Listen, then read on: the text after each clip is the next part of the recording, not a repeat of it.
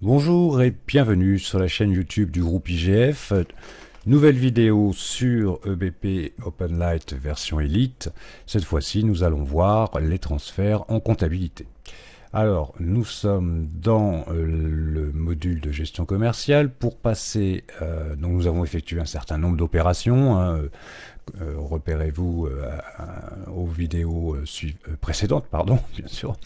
Et pour passer en comptabilité, eh bien ici vous avez une petite icône là où je bouge sur l'angle supérieur droit du logiciel. Vous avez une petite icône avec des trois traits.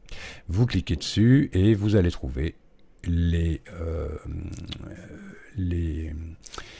modules, je vais y arriver, de EBP qui ont été associés à votre société. Donc en l'occurrence, nous avons comptabilité, donc je clique dessus et le système ouvre comptabilité Elite, plus ou moins rapidement. Voilà, c'est fait. Je vais aller dans quotidien. Hop. Je vais aller sur tous les mois.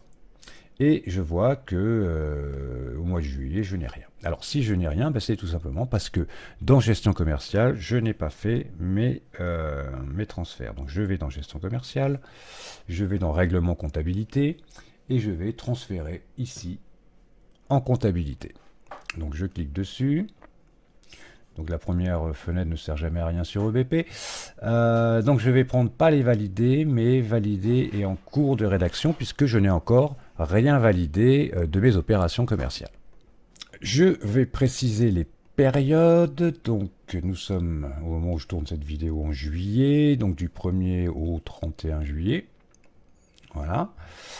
Et puis je laisse tout cocher. Alors, vous voyez qu'on pourrait n'importer que certains types d'opérations, mais bon, là je souhaite tout importer. Hop, vous voyez qu'il me retrouve la liste de tout ce que nous avons fait depuis le début du tournage de cette série de vidéos. Je fais suivant. Hop, forme d'échange, vous mettez direct. Suivant, et puis vous lancez. Et ça va se faire tout seul. Voilà, c'est fait, je ferme. Je vais aller voir dans mon module de comptabilité.